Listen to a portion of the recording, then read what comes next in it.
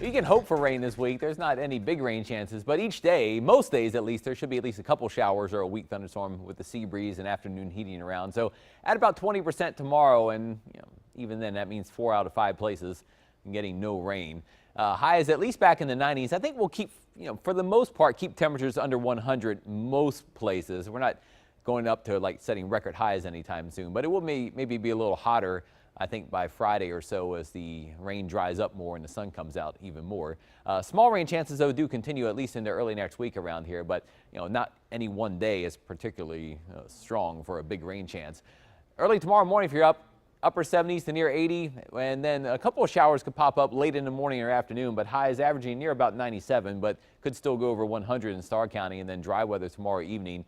And you saw the chance for rain at about 20%, which still isn't that good. There is moisture out there, but there's not like anything to really organize it together. You see showers in the Gulf, and occasionally the sea breeze picks up some of that moisture, a couple showers inland. You notice the flow of the high clouds coming in from the north. There is a weak upper level disturbance forecast and move over tomorrow, so that might give the sea breeze a little extra help for a couple more showers than today or a weak thunderstorm, but not a lot going on. You see things have quieted down along the Texas coast, but the sea breeze fairly active up and down the Texas coast, just most areas not getting a lot of rain. And Future Track does show overnight dry weather. You notice by 9 in the morning, maybe a shower or two near the coast, and then the sea breeze comes inland during the afternoon with a shower here and there or a weak thunderstorm, but again, you don't see a whole lot of rain on there. And the same thing for Thursday. I think even Thursday's rain chances may be a little bit lower with mostly sunny or partly sunny skies, and you see hardly anything again with the sea breeze in the afternoon. So your rain chances are low. Rainfall amounts, if you look at what Future Track says through tomorrow night, it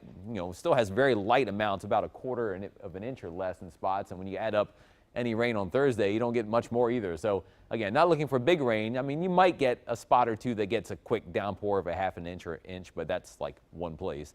Everyone else gets not too much. So rain chances 20% tomorrow, 10% Thursday, and down to dry on Friday. Probably coming up to about 10 or 20 by the weekend again. If you are going toward the coast, if you want to cool off there, a lot of people going back to school soon. You squeeze out these last days of summer. Upper 80s tomorrow, a light breeze from the southeast, water temperatures in the upper 70s, and probably won't rain at the coast. I mean, if it does, 10-minute shower or so. High tide in the morning, low tide comes up later in the evening. In the tropics, things are really quiet in the Atlantic. Gulf of Mexico, quiet. Caribbean, quiet. Most of the Atlantic, quiet. There is one storm way up to the north, subtropical storm Debbie. And Debbie does nothing this week except drift in the open waters, and that is about it. The wind shear and the colder Atlantic temperatures really keeping the tropical Atlantic very quiet for what could be most of August. First 157-day forecast. Highs you see mainly below 100, could hit 100 in the upper valley, but there's no big swings in the weather for a while. Partly sunny skies most days, about a 20% chance for rain tomorrow. It drops down, comes back up a little bit over the weekend, drops down again by Monday, but we'll keep tracking it and have more on the tropics coming up next half hour on Channel 5.2. Stay tuned.